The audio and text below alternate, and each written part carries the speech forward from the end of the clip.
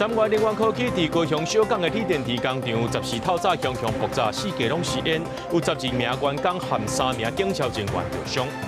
台师大查某脚球队被要求爱抽花配合研究计划风波，教练已经放解职，教育部也要发台师大限计划主持人。有一个查甫人早起伫咧树林车头跳起咧已经发车的自强号列车空棚，到邦桥车落车逃走，铁路警察开始侦办咯。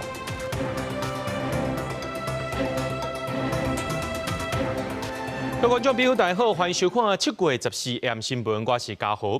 讲到这3元林园科技伫高雄小港有全台湾头一座超级电池工厂，14透早是熊熊爆炸，4家拢是烟，有12名员工含3名警消人员受伤。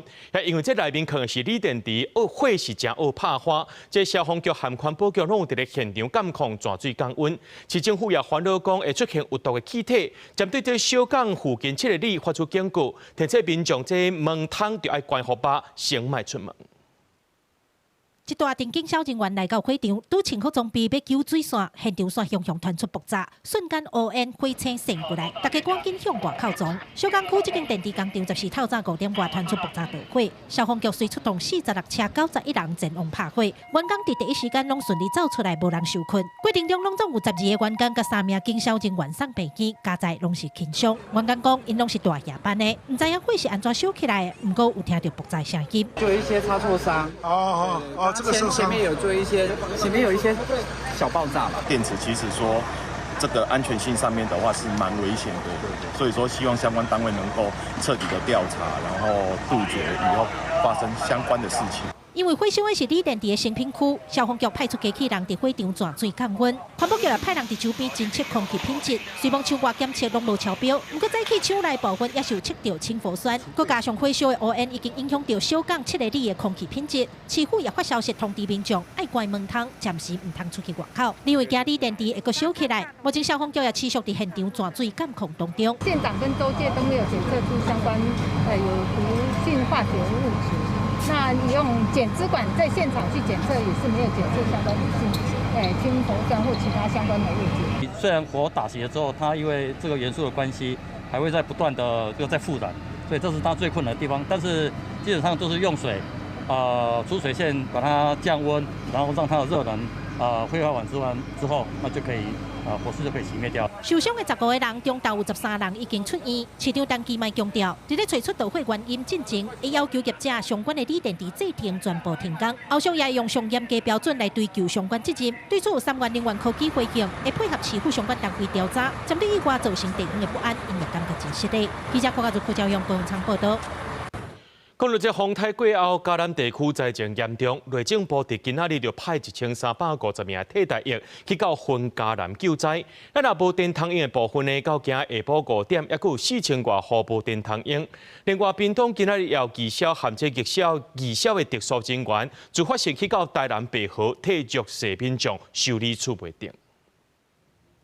替代役男穿雨衫，南河替农民扣雨大风吹落的文旦，刷落来协助清运。风灾了后，第9日已经互电力区域民众开始整理家园，因为拄到汉光演习国军，面对有限，内政部紧急调派1350位替代役男到分嘉南地区协助。第一时间真正拢唔知要安怎去处理这啊，足感谢咱国军的这弟兄啊。职工用空吸机勘查爱修线的厝，但那时算当嘉南地区真侪民家厝的厝顶破损，甚至规个风吹走，在地面台紧急对外救援。屏东技校甲技校特殊人员放下手边的工作杂事，自发前往北河协助弱势灾民做初步修缮，其中也包括伫800风灾救援村民脱困的家务英雄大兵团。篷布、绳啊，还有一寡工具，因为这。每一户每一个地点的工具使用工具通通不一样我就无过去这个区公所内。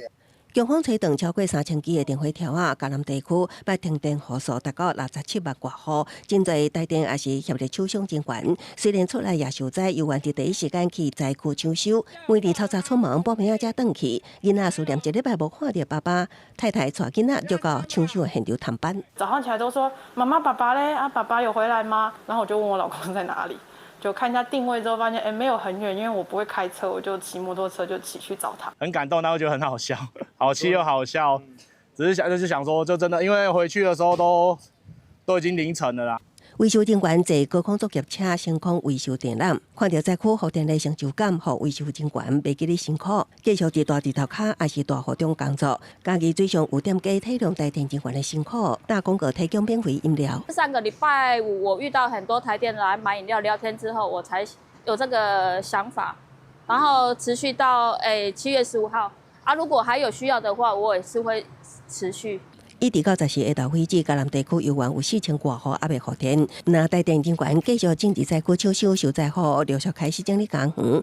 各县市也继续有民众自发性到救灾，都是希望伫多方协力之下，会当互这条救灾恢复的路袂遐尔长。公司新闻采访报道。国立台湾师范大学的查埔脚球队队员指控讲，这教练和教授呢参与国科会运动科学研究计划，要求学生爱登记配合正常实验，搁再甲因威胁讲，若准唔配合调会，就要扣这毕业学分。专案调查了后，学校是发出声明，强调已经解除这教练的职务，这调会无符合人体研究法定规定，已经要求资料拢爱毁掉。那教育部也针对着台师大计划主持人共同主持人进行行政裁罚。大家用眼睛看就知道了，能不能接受，我也不必多说。讲起学校调查结果的看法，倒数前台师大女足队员也是无法度接受，因为去年因徛出来指控不是女足国手的姓周教练，加指导伊博士论文姓陈的教授，参与国科会运动科研计划。教练要求学生长时间配合进行实验，也欺负讲若是歪配合调会，就威胁要扣这个毕业的学分，真侪队员是深受其害。我们没有看到他有针对他对于抽血啊，甚至是霸凌这些事情有做任何的承认，甚至是在霸凌调查的过程中，调查报告里面也是看到他有很多否认的言行。专案经过台师大调查完成，学校发出声明，强调部分调会毋是由护理人员来执行，调会进前无取得书面同意，无符合人体研究法的规定，已经终止计划执行。除了消费处理，也解除这个姓周教练的职务，不应再带领运动代表队。已经没有在做了，是他来调查，然后就是那些收案还没分析的那些就不能就要销毁这样。虽然姓陈的教授讲计划已经停止，姓周教练有发出下失礼批，也毋过学生会甲指控的女足队员拢认为讲，敢若解除教练职务也无够，学校方面应该更加积极处理。我们在谈正义的时候，我们其实是希望这些权力压迫跟侵害不要再发生嘛，不够了，而且那个受害者保护机制也是完全失灵的。学校到底有没有提醒这些老师不能做这些事情？对此，教育部讲，经过学校欺负防治委员会审议认定，确实姓周教练有欺负的行为，建议该解除聘任2年。再由学校告评会审议中，也分别对台师大计划主持人、共同主持人处以行政裁罚，并且看情节追究相关人员的责任。记者综合报道。来看汉光41号演习来到第6天进行滨海海划线的战斗，这宪兵指挥部惊透早演练兵力物资转用，利用台北捷运线位，这回也出现美国援助台湾会当用更的刺针飞弹。另外，总统热切地也去到高雄坐快速步雷艇视察水雷作业。半暝时阵，宪兵部队出现伫台北市区街路真紧入去捷运站内。汉光41号演习，汉兵指挥部担负首都政经中枢的防卫任務，联手8支维安特勤隊，就是透早演练兵力物資轉用，官免官大型物資進入車廂，利用捷運路網，真緊到市區每一個位置。這擺操演另外一個重點，憲兵工地警覺頭的武器是美國軍援台灣的會當早日行的刺針飛彈，對外現光會當隨時執行基站防空任務。另外，國軍防範強軍為淡水河口進犯，間頭指揮部執行反突擊作戰，演練河道爆破，出動戰車打擊。結合漢光演習，陸軍206旅展開專路高調。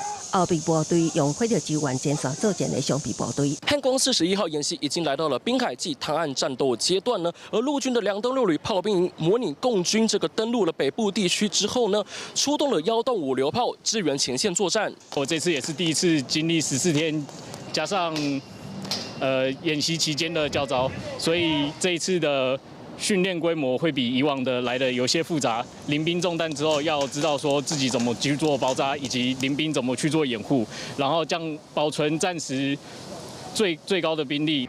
海军是伫做外海演练播放防具性步雷，作为海上的路障，因伫强军环台，总统赖清德亲自登上快速步雷艇，试图水力增载。水雷它不只是武器，还是一种心理战的工具。布雷作战啊，如果能让敌对的势力明确知道它的存在，就能达到嚇阻的效果，进而让对手改变行动。这比实际引爆啊还更具有价值哦。另外，空军台南基地模拟遭遇敌人袭击，炮道受损，手修小组展开屯堡作业，伫上短时间完成修复，支援战机升空，维持空防作战节奏。公视新闻采访报道。汉江41号演习，即国军离岛部队进行一段射击，偏岸的官兵惊透早呢，无记即解放军进化，部队执行反突击，发射即标枪飞弹，战车也开炮。另外，即马航部也伫南竿外海进行实弹操演，海洋划兵是搁在7年后，搁在执行即海上的实弹射击。发射筒喷发出去，战车杀手标枪飞弹发射，精准击到海上目标。透早时阵，偏湖官兵展开实弹射击。航台 M60A3 战车到战术位置执行战场扫动，战车哪开哪拍，同时开炮，场面震撼。汉江41号演习，离岛部队陆续展开实弹射击，偏湖演练要挟火枪实弹射击。模拟强军对偏湖进行快速攻击进入地，部队展开反攻，出动机枪、标枪飞弹、战架车。因为其实我们超远前进，就付出了非常多的努力，然后承受压力也非常大。飞弹出去那一刻，就感觉就如负重视这样子。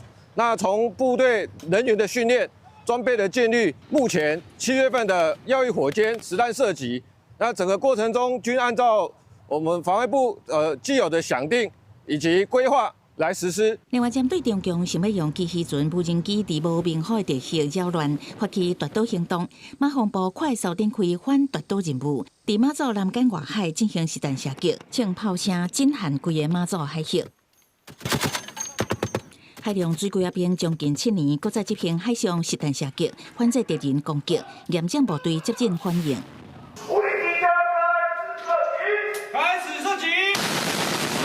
马航部强化战场即时监控，无人机扮演重要的角色，培养海上情报回传敌军的坐标。海上部队嘛展现导弹处的火力压制，无人机嘛当监控火力打击效果。几60台 M60A3 战车伫金门的车路走，展示军事的实力，也吸引民众想要翕相。金航部演练关键基础设施的防护。战车机动部署到电信机房有3员的防护，国军离岛部队展现守护家园的决心，合作强军的进犯。记者综合报道。今年5月，这新北市三峡有一个老人赛车冲过车路，撞到学生和过路人，造成3个人死亡，12人受伤。这驾驶本人也重伤昏迷，落马救不回来。新北地检署侦办了后，认定这嫌犯无确定故意杀人罪罪嫌重大，在今仔日侦结咯。不过这被告已经死亡，才会无起诉处分。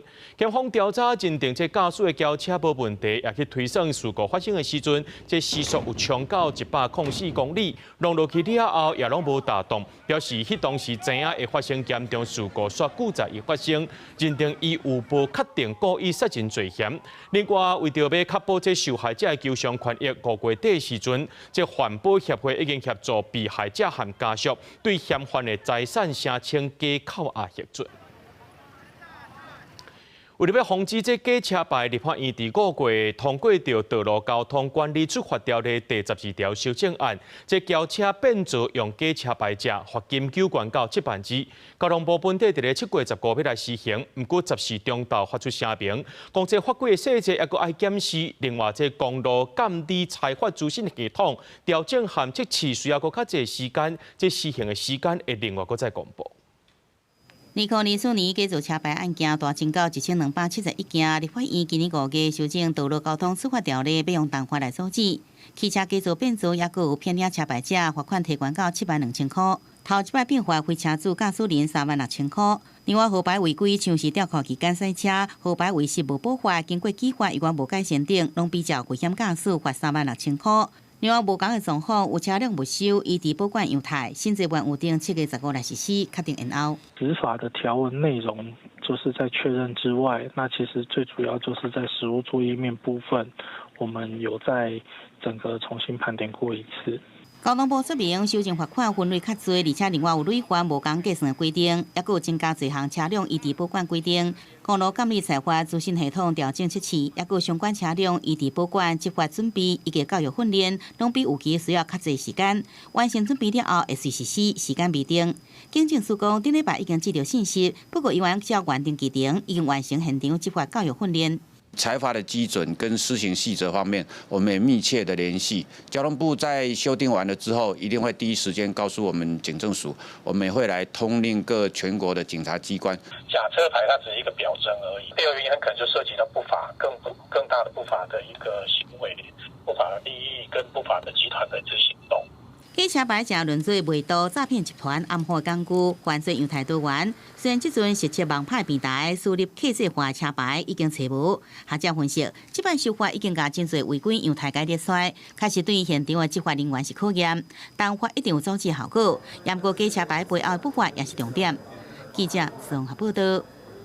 有一个查甫人采取伫树林车头录已经触发的自强号，佮对这月台跳到车厢之间的空棚，一直到邦桥才落车逃走。代替表示讲，已经有提供相关的影像，予铁路警察侦办。若准违反铁路法，相关会罚7500。代替272号次自强号列车，就是早起7点对树林开出时阵，向有一个男性旅客对月台一直走，一直伫立即火车，要跳上2个车厢中间的夹棚，将来一路攀救伫列车顶面，大约7分钟，一直到列车停伫邦桥站才落车走去。警方接获报案时，列车已启动，后续调阅监视器，发现该民众攀附于该列车12至11车间。随上旅客攀救伫列车顶面的惊险情形，毋是头一摆。今年4月，有一个旅客坐代替泰鲁国号列车，伫南港站落车买物件，转去时阵发现车门已经关起来啊！着急之下，竟然攀救伫个车厢外口的连接器顶面，随后列车伫7堵站赶紧停靠。这查甫人也因为体力袂堪的，摔落来铁轨路。真的很多事没有那么急，你只为了墙内的短短时间丧失了生命，也没什么意义。不是拿生命开玩笑，他拿其他人的时间在开玩笑。你可以不顾自己，但是你不能没有公德的去不顾别人。代替强调，已经检附相关的影像，和铁路警察去侦办，也已经掌握特定对象，通知到案说明，会依照违反铁路法第71条规定，违规伫列车行驶中攀登跳车也是攀救随行，应处这旅客1500块以上7500块以下罚款，并且呼吁旅客应该遵守坐车的规则，以免发生危险危险的代志。记者综合报道。伫咧台中龙井有规排透天厝，这住户正搬入去住3年尔，因着指控讲这边仔的新建案动工了后，厝着起气，门啊、窗啊门拢关袂密，连被排水孔的水拢会倒结。建商强调，经过检测并无安全的记录。那台中市都发局是表示，会要求建商加强施工安全。门手小准落，门就会家己开开，毋然呢，疫情的排水孔水嘛袂落。水若济会规个溢出来，互居民真困扰。塞的话，水会从这边溢出来，整个还有后面的水口。台中龙井上水街即间透天的，规排厝拢总8户，拢出现起气甲必顺的情形。住户讲3年前开正清白买透天的，毋过边仔的建案动工了后，因的厝就开始各样。他们在施工的过程中，就是那个得增地基的时候，拔桩之后，我们房子就倾斜了。头前就咧，阮较知影阮的厝倾斜了，叫因建商甲咱扶正，嘛住户要求隔壁建案的建商，都要补强恢复原状，甲做相关的修复。建商回应讲，建物经过土木技术的检测，确实甲施工有因果关系，毋过无安全的记录。我们施工中多少有些造成啊，那这些技师工会那些鉴定报告里面哦，所有的金额啊，都已经有代名在里面。那他们现在用这种不理性的方式，想要把金额拉到更高，那这个我们还是依法处理啦。建商讲有成已赔偿，不过双方对金额无共识。市府表示，这件影响厝边的事件已经伫建筑争议事件委员会咧审议，建商的结果已经完成，不过还未发使用的执照。法院提存完之后，我们才会准他做完相关的申请使用执照的后续程序。目前还没有申请，目前还没有执照还在列管中。都发局表示，这个案会照检定的结果，按无共损害提出赔偿金。因为离差不多750公尺的所在，嘛有一栋大楼长咧起，地处隔壁的透天起去。因为这两搭离无偌远，都发局讲，敢是因为地质的关系，才会引起影响厝边的事件，还佫要确认。不过，这个案是因为建商施工的过程当中引起公安的问题，都发局除了下令停工，嘛甲罚1,800块，而且加强要求建商确保施工的安全。记者综合报道。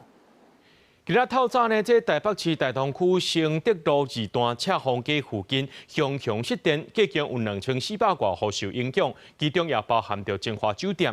就旅客甲这失电的情形铺上网络，台电表示讲是因为这地下高压电缆线故障才会失电的。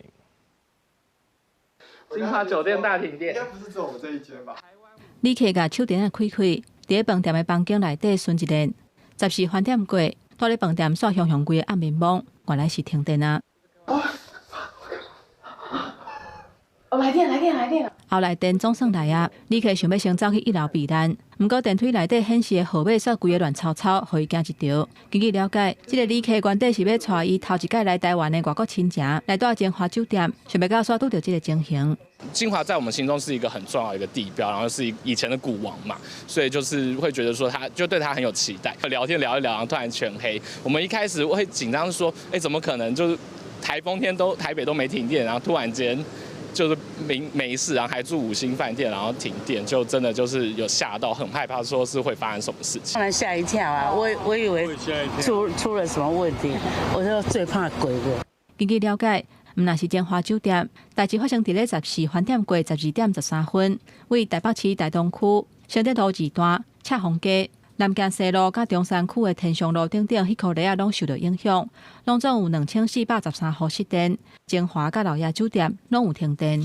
因为台电的地下电缆故障，随即办理那个转工还有抢修的工作，那大概7分钟之内我们就复电了70%，大概复电了1847户。那其中金华酒店我们在事故发生后1分钟内我们就复电了针对这点，金华酒店强调讲，停电的原因是台电的高压电缆供电无稳定所致，当咧请台电提供跳电的证明文件。另外，旅客嘛关心有味的电力哪会无启动。金华酒店讲，是因为停电的时间，敢若1分钟了后，就随恢复供电，所以无需要用到有味的电力。记者综合报道。迄3枪2号机监的丁胖8月23特别公投，反核团体向中选会申请要成立反对方的办事处，希望会当伫咧电视发表会或者是辩论会来表达意见。那反核团体是公开呼吁，提出公投案的民众党立委黄国昌，你就要出来辩论。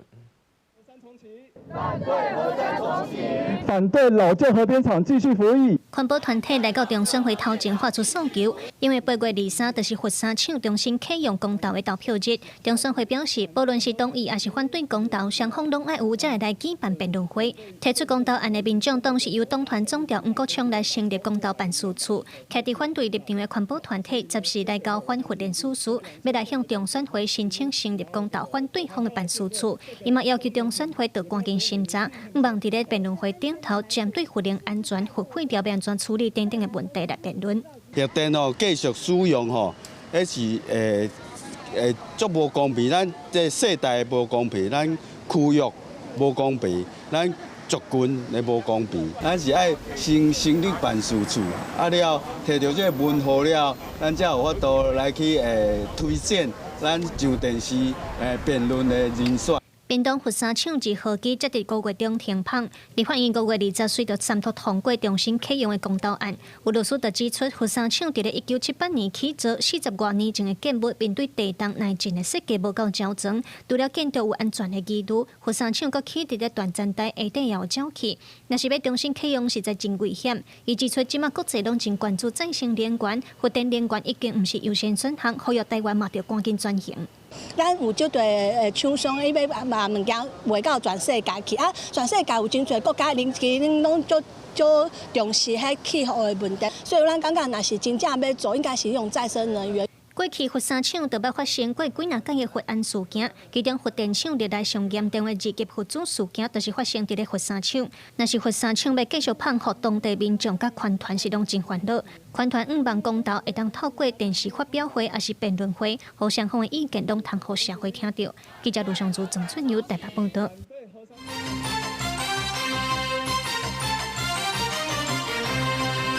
根据着英国《金融时报》的报道，讲美国要求日本和澳洲就要表态，若准这台海发生战争会安怎办呢？人当咧中国访问的澳洲总理艾班尼斯表示，无希望改变台海现状。就学者分析讲，美国的要求盟友表态是需要战略谈判，做回来稳定这印太局势，避免中国愈来愈强。也因为这俄乌战争和中东局势有变数，美国可能是无希望三线作战的情形来发生。 英国《金融时报》报道，美方最近要求日本、澳洲表态，会伫台海战争中扮演的角色，也加爱增加国防开销，用来应对中国对台湾愈来愈增加的威胁。拄啊好伫中国进行访问的澳洲总理艾班尼斯回应，无希望台海现状有任何改变。We support the status quo when it comes to Taiwan. We don't support any unilateral action there. We have a clear position.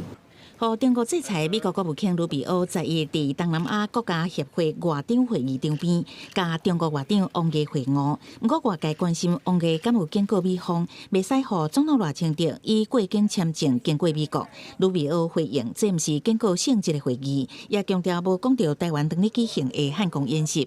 I think the Chinese position on Taiwan has been expressed. I don't think it's a mystery to anyone in terms of where they stand on it. And our position has also been expressed pretty openly. 学者分析，俄乌战争加中东局势拢还未稳定，若是台海阁出现冲突，恐惊会出现美方无想要看到的三线作战。美国需要有盟友共同稳定印太局势。美国在地中海还必须在红海必须要有一些这个戒备。那对伊朗，美国也是在波斯湾也不能完全没有防范。那这样的情况之下，你怎么能够全心在亚太地区来对付中国？所以你必须要找你的盟友。学者嘛讲到，美国陆续公布扣各国的关税，不过准讲是美国的盟友，像讲日本、欧盟等，嘛无占较赢面。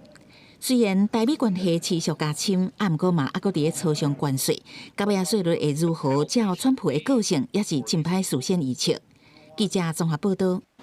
警动社会开案件是经过支付人民的委托，甲伊送去互灵母照顾，却防虐待死亡，那引起社会关注，也进一步推动收出养梅合修法。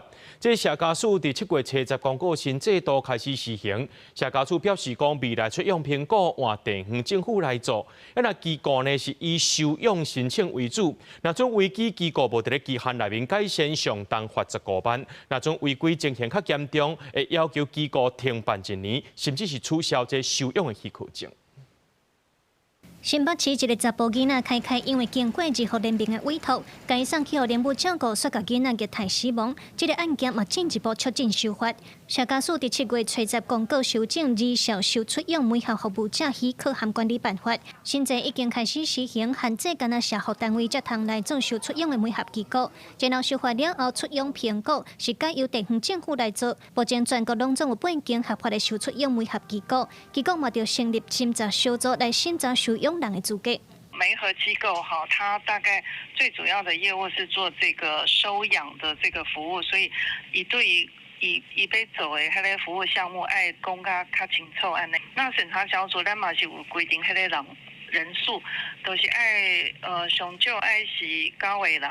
安尼内底都是爱有地方政府的代表哈，另外都是专家学者安尼。另外，地方政府的社工也着上课，核实了解儿童发展增加对虐待案件敏感度等等。社家署表示，若是家长主动要找机构斗相共，嘛是着先经过地方政府评估开案了后，才会开始媒合。有收出养机构表示，希望政府的评估报告会当尽量做较详细。政府嘛着有较全的资源甲社工人力，才通达成修法的目的。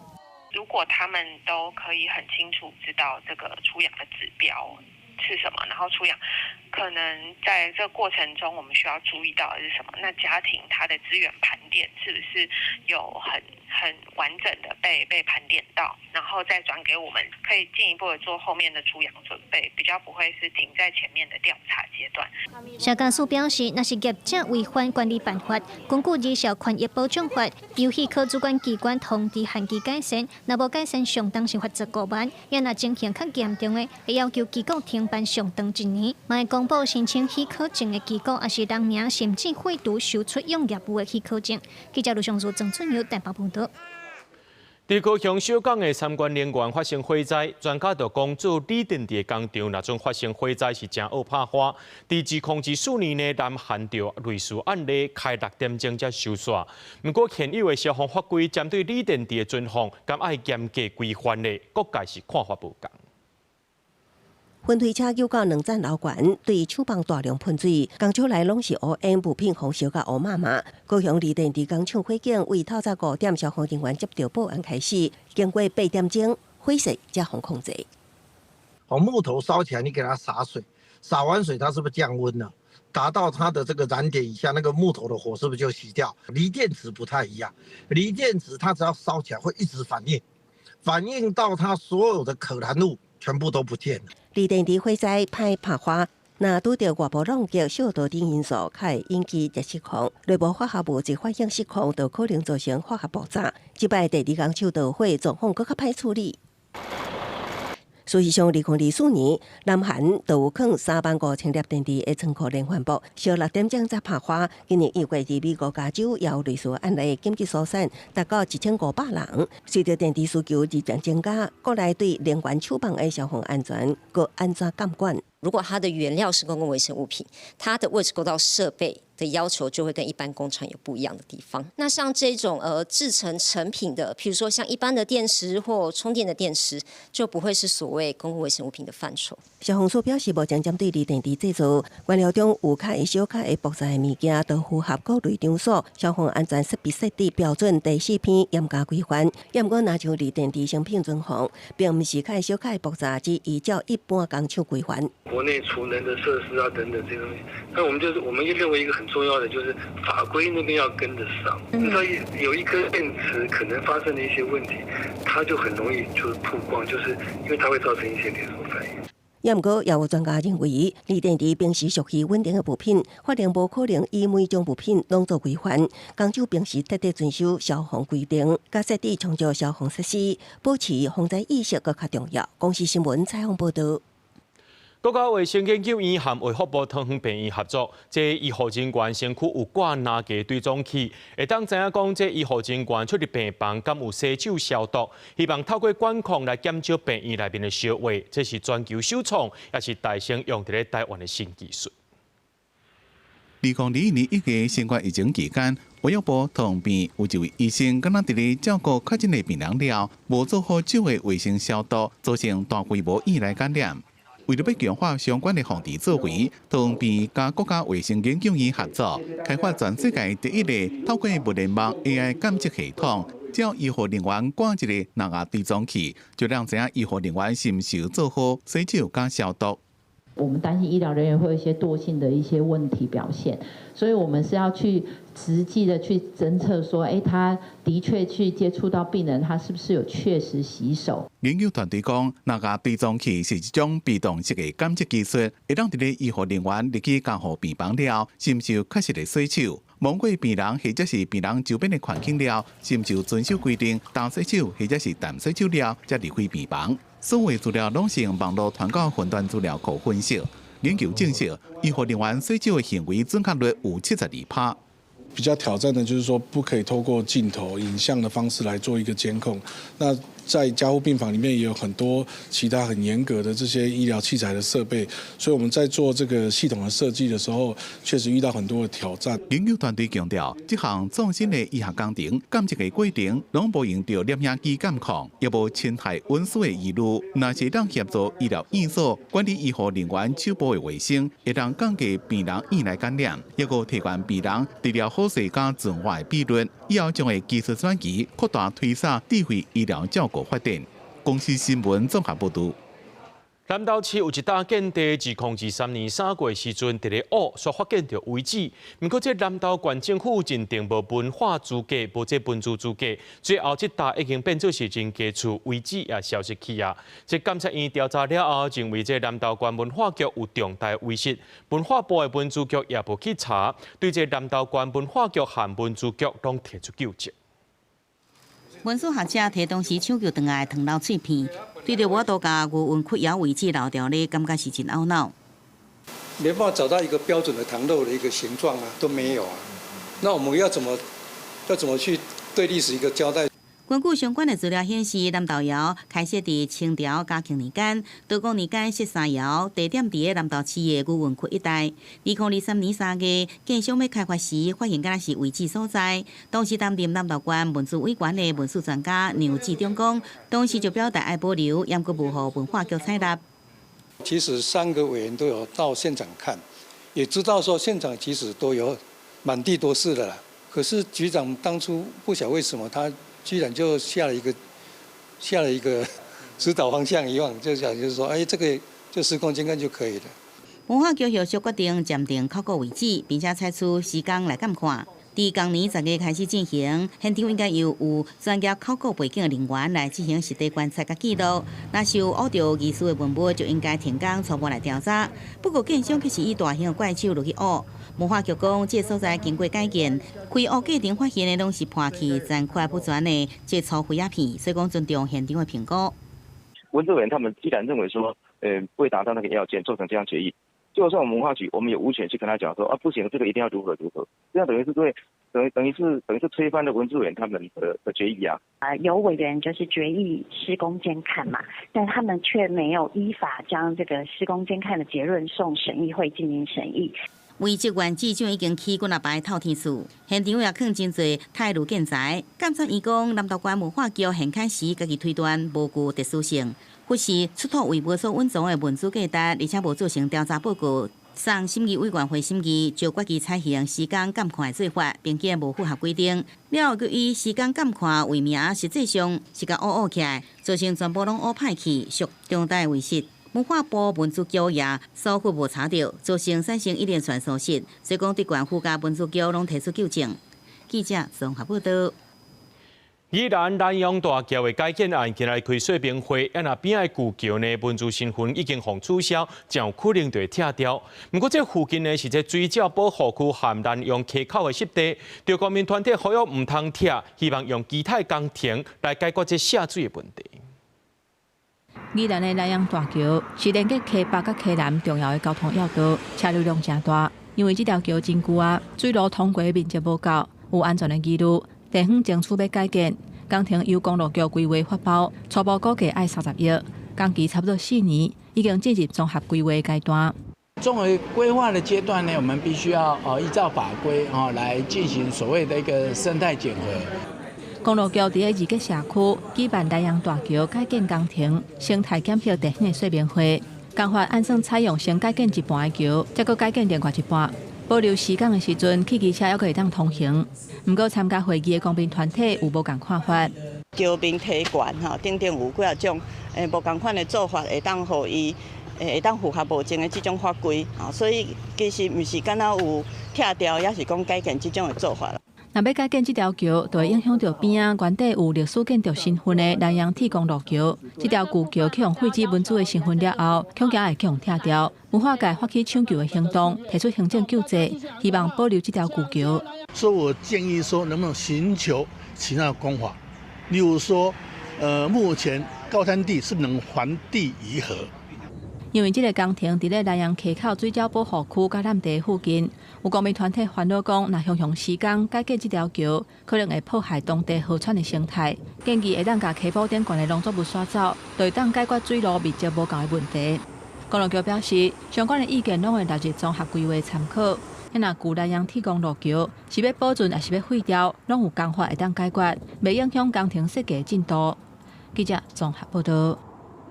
云林虎堡的大塘宿舍工地呢，伫咧丹那市风台来的时阵，掉插头掉两解，一寡电缆线工具拢互提了，损失是10多万。工程单位已经报警察，警方也调监视器当咧对查。有一个人身躯顶拍着电缆线，对工地上架行出来，还个四过上惊互人发现，背后有一个人对工地内面行出来，也拢有搬电缆线。云林虎尾大塘宿舍修理工地，风台过了11个准备要施工时阵，发现电线钢骨被偷地，损失超过10几万。偷地去的，本来规排拢是钱啊。啊，这拢家私啊，20万的家私拢是这，他怎么搬的我？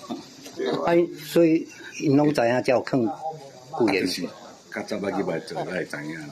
施工单位讲，调工地监视器发现，自初5透早就有3个人走入去工地内面，甲电缆线、器材等10几项物件偷地走。初7风台来进前，又有人入去内面偷地，因已经报案，由警方调查。经调阅现场周边监视器画面，追查可疑嫌犯，目前正积极侦办中。警方呼吁施工单位应加强防窃措施，贵重设备应妥善上锁或移至安全处所，避免小小有机可乘。施工单位讲，这款器材拢有小可藏起来，一般人伫咧短时间内要找到搁偷地走，无遐容易。怀疑是进前伫咧工地做临时工的人偷地。警方表示，伫接到报案了，已经扩大调现场周边的监视器，积极追查。公司新闻综合报道。有人讲有钱食免，无钱免食。一届风台来到位，造成家己布地饲免鱼，这鱼也是死真济。对渔民饲35000斤的免鱼，拢惊死，损失超过500万。河边满满白色的所在，拢是惊死冰岛的免鱼。阮那的主人讲，因遮阁有饲乌鱼、沙巴鱼。风台过了后，拢无代志，就干那这2区免鱼全部冰岛，各用35000斤。因为它是石手科的鱼，它耳腔内有耳石，那耳石会跟声音产生共鸣，所以它会直接刺激它的脑部神经。如果说那个声响超出它能够接受的范围，它就会晕眩，甚至严重就是死亡。渔民讲，这种高经济价值的鱼仔已经饲3冬，原本伫风台来进前，已经有家人讲好要用1斤100个的价销，互人来收。想袂到一个风台过了后，2区的鱼仔全部死去，损失超过500万。2个加起来大概是35000斤，35000斤的150，养了3年，那个成本不敢算，我不敢算，因为电钱啊，还有人力啊，还有饲料费用，就像乌鱼一样。养到快要收成的时候没了，我相信那个的损失都已经是到最高点了。渔民表示，免鱼对养殖环境真敏感，为鱼仔开始饲，若有啥物死角煞，就会造成损失，成本甲风险较悬，所以才会有钱食免，无钱免食这句话。饲免鱼看天食饭，拄着风台心花全部乌有去，渔民无奈讲，即摆有钱嘛无变通食。记者林慧婷家己报道。台湾伫日本关系世界博览会8月初之开始，会推出 We Taiwan 台湾文化因台版的一个活动。这届计共有129场的演出。文化部用台湾的庙做主题，结合科技和民俗，要让观众亲身来体验到台湾文化。新疆伫台顶用现代舞的方式来跳，甲台湾顶头的精神结合导演、灯光和音乐，带观众入去一个神秘的庙寺文化，呈现出来科技、信仰和传统的对话。因为一般的它可能就是以传统的出阵去演嘛，但我们希望是结合这当代舞去柔合传统的神像。这是文化部伫咧8月初2到8月20伫咧日本关西世界博览会准备要登场的饼场技术冲击表演。这届台湾拢总有38组的技术团体，549位技术家去到日本关西做129场的演出。文化部希望透过台湾的庙宇文化，让世界认识台湾。我们国家跟日本没有邦交，可是我们的友谊非常深厚，所以我们终于取得能够进到这个正式的大阪世博的那个广场做表演。文化部表示，虽然台湾无法度正式以国家的名义参加世博，不过因为台湾和日本的关系真好，得到日本各方面的支持，所以才会当有这么多活动。写生戏也列做大会正式的表演项目。另外，这届因为文化预算无够，由导演吴念真和灭火器主唱尤大正发起的为台湾伫世博看见台湾的募款活动，刚才37点钟就成功募得612万的台票，因为台湾人的团结。才有机会用文化艺术的形式，让台湾文化徛起世博的舞台。记者陈阿轩、林秀凯台北报道。高雄基丁国中有一位国文老师叶廷允，伊拢用全台语上国文课，唔那教囡仔用台语念古文，有的时阵呢也会弹吉他，带囡仔唱台语歌。因为伊也是一位伫咧夜市唱歌的街头艺人。叶廷允伊是希望讲，有条一日的台语会当成做大家基本能力，唔是特殊的才艺。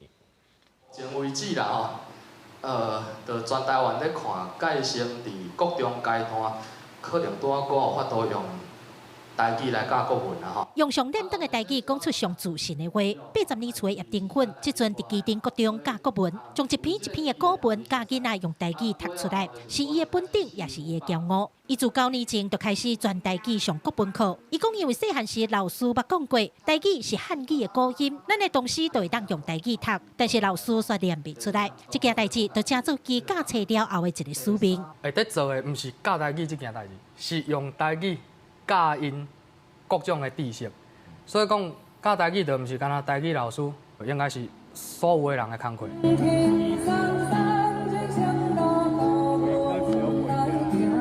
吉他舞咧，伫各大活动也是夜市啊，哪弹哪唱。除了做老师，叶丁允嘛是一位街头艺人，艺名叫做路边食艺人。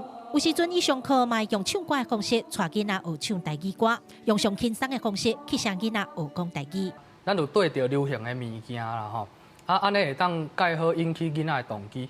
然后咱可能爱对这个歌词啦，和音、读音，爱介用心，爱介要求。去叫囡仔读好对，安尼做这个活动较是有意义。来，不闻其土声。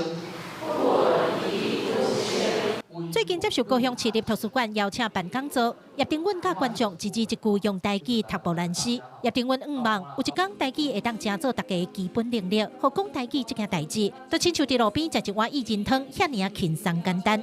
记者郭家做赵用高雄场报道。咱来看国际新闻，讲到这以色列和加沙冲突超过1年9个月，以色列军队第13个在攻击加沙，上报有30人死亡，其中有一粒飞弹去击到供水站，造成6个囡仔在内有8人死亡。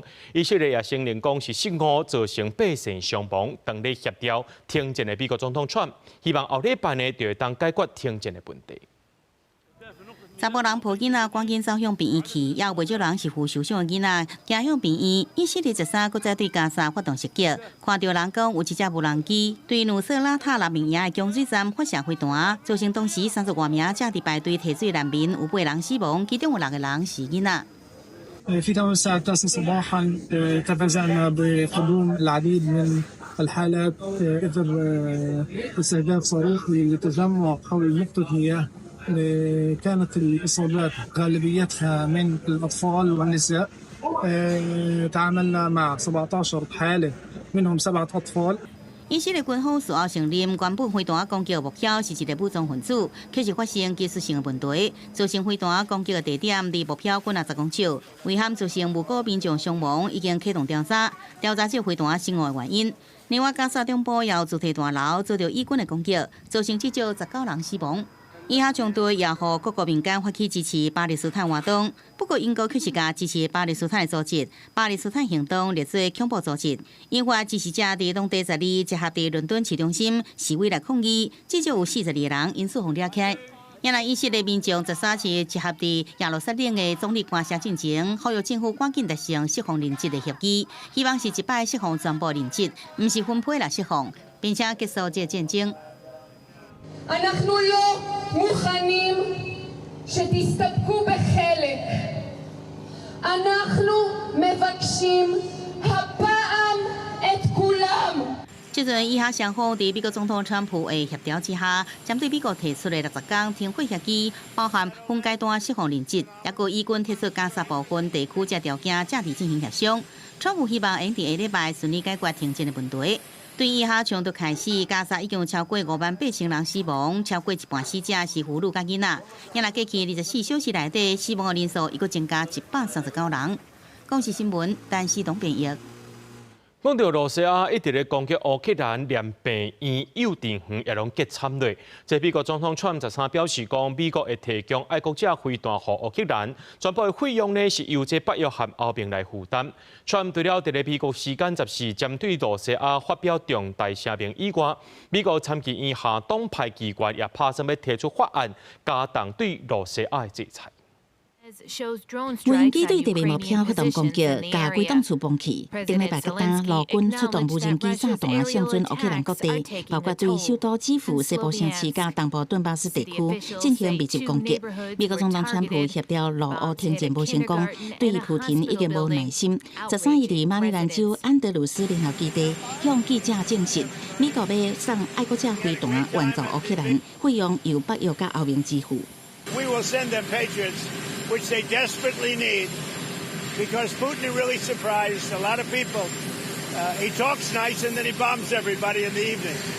So there's a little bit of a problem there, and I don't like it.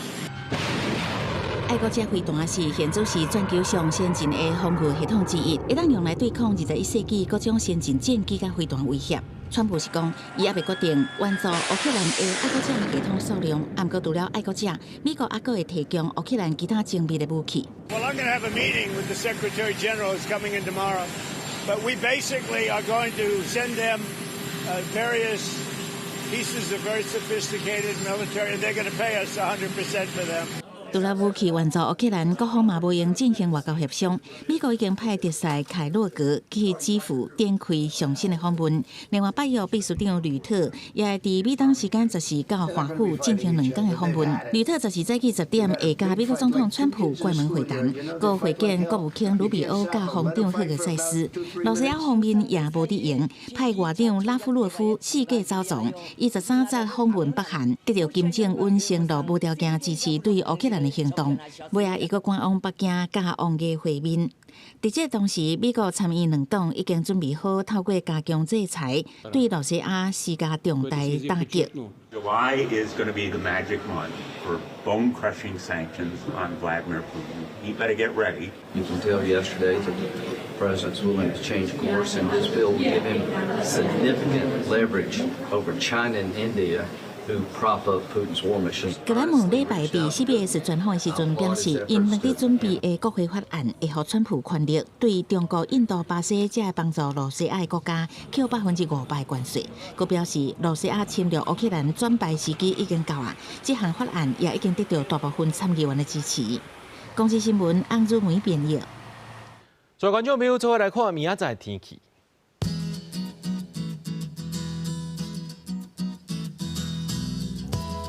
吉隆台北、桃园、新竹对27度到35度；苗栗、台中、彰化、南投、云林对26度到33度；嘉义、台南、高雄、屏东对26度到32度；宜兰、花莲、台东对26度到33度。 平湖、金门、马祖对27度到33度。这个未来3天的气象。